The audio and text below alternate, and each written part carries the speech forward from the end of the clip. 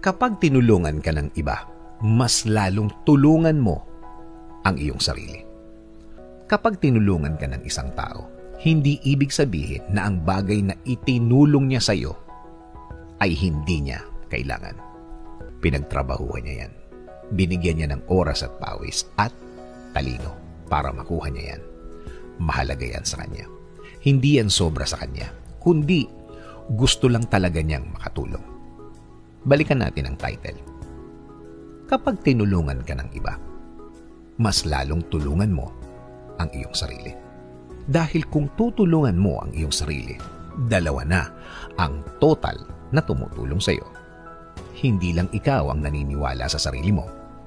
Kasama sa naniniwala sa iyo ang tumutulong sa iyo. Dalawa na.